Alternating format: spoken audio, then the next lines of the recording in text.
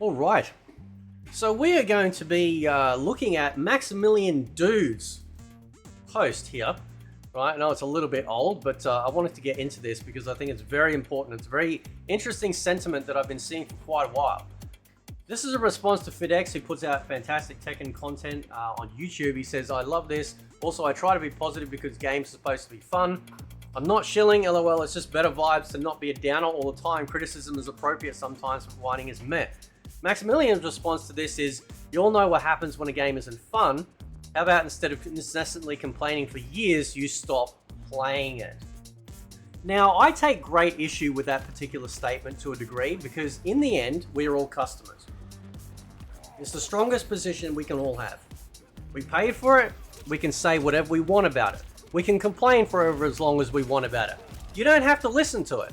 Nobody is forcing to, with a gun to our head to watch these YouTube videos or to read our comments or anything like that. Simply scroll past or ignore the video and move on.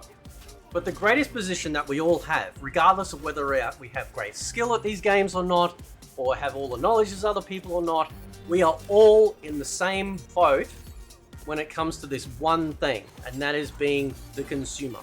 We have all paid. Now, some people out there have been given these games for free, right? I've gotten games for free to review on my other channel. However, you still want the game to work, right? If you had no car and somebody goes, here's a car, but it's got no steering wheel and engine, but they go, yeah, but look, it's still a car. It is no different than you getting some non-functioning or absolutely rubbish game and going, oh, but it's still a game, right?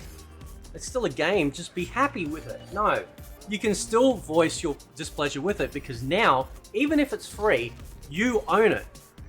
Which means that you have all the rights under the sun to talk about it. When you actually partake in the process of buying a game, then you have, I would consider, even more right to sit there and complain about it because you want this stuff to be great. I'm a massive Mortal Kombat fan. When Grand Blue Fantasy vs. Rising came out and Tekken 8, my gameplay or gaming of Mortal Kombat 1 ground to a halt. And it's only until the launch of Ermac, and I was mucking around with him, I'm like, man, this character's really fun. I'm having a good time with this character, actually, right? It made me start to go back and go, okay, maybe I can take what I'm seeing with Ermac and see if I can apply it to the other characters.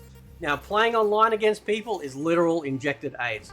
It's still bad, right? You get the same people that copy and paste the same stupid-ass videos that you see on YouTube because they can't think for themselves, right?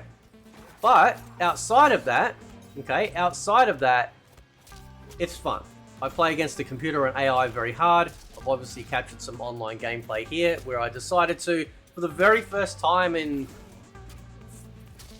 3 seasons, actually start using my cameo again, right?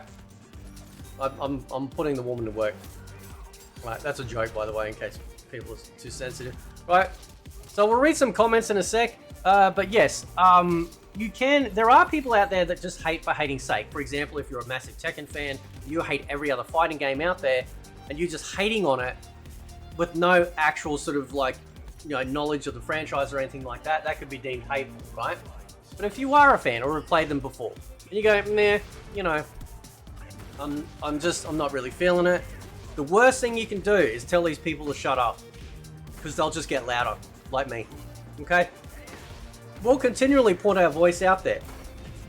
That will always be heard by developers and publishers and these companies over anyone else. You can put out your constructive criticism and be all nice and pie and all that sort of garbage, but at the end of the day, the irate, angry customer is the one that gets the attention, right?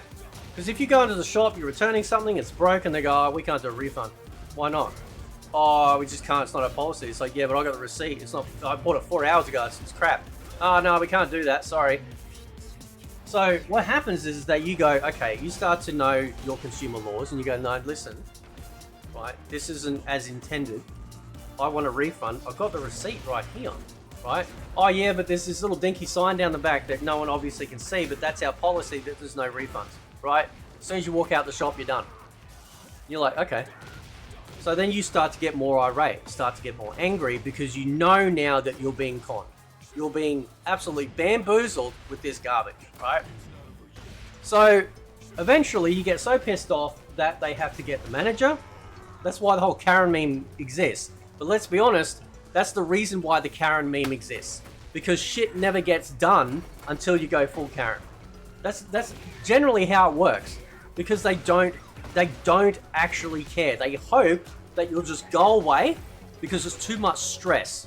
Right? They're banking on the idea that it'll be too much stress. So if we look here, there's some good comments and some not so good. Gamers acting like there's only 3 to 4 games worth playing. There are hundreds, if not thousands. Yes, but there's not thousands of MK games. Now, I have suggested that people can go play older MK games versus the new one, but most of the population, apart from MK11, is playing the new one, right? So if you want to play online in the latest MK game, you don't have a lot of choice. You can play offline and see if you can find enjoyment in that, but otherwise you do have, especially on PC, access to a lot of the older games, right? Not everyone gets sent free games, dude. Some of us actually have to pay for them. No, we're in a culture war and complaining about shit is me being a soldier. I do like that though. Right? Crazy how this is impossible for some folks, and yet they will, listen, don't throw stones in a glass house. I guarantee you there's people out there that say this shit that do it themselves, right? I'll play whatever jank trash I want, bruh. People treat their relationship with their favorite game like it's marriage, and some of them need to enter counseling. I don't agree with that. If you're a fan of something, just, you know, listen, even if it's got problems, right? Yeah, let me move on to my new weekly game for 70 bucks because everyone gets money to buy 100 games a year. That's correct. That's an absolute banger of a statement right there, right? No, I will complain because I spent $70 on it. This one is the one I like the most, right? I mean, I disagree to an extent. I love Destiny as a franchise, but I complain year after year because they show potential, then they F it all up. And it's only when enough people complain that they get stuff in order again. And that's correct, right? I mean, let's be honest, we can offer solutions till we're blue in the face. But the reality is, though, these companies aren't so much going to listen to those solutions unless they're coming at the form of being hit in the hitting the head with a bat or a shovel, you know, verbally speaking, of course, because they don't care. They hope you just shut up and you go away. So apart from voting with your wallet, right, I don't think stopping the game or like if you stop playing the game, I don't think it's going to make any difference. You either vote with your wallet or speak out. And I always support speaking out because, and don't let anyone tell you otherwise. Don't let anyone tell you otherwise, right? You have every right because you paid for it to speak up on it. And that is everyone's business to do so, okay? So let me know what you guys think of this, because it's, like I said, I've been sitting on it for a while. You know, I did want to cover it because I see this sentiment a lot in the gaming community, and not just fighting games, but in general, that we should all just shut our mouths and move on. And usually it's coming from people that are actively massive fans of the current product. And they just want you to be quiet because they're worried that your voice will actually change something and other voices will like be attracted to that. So anyway, guys, let me know what you think. Catch you next time.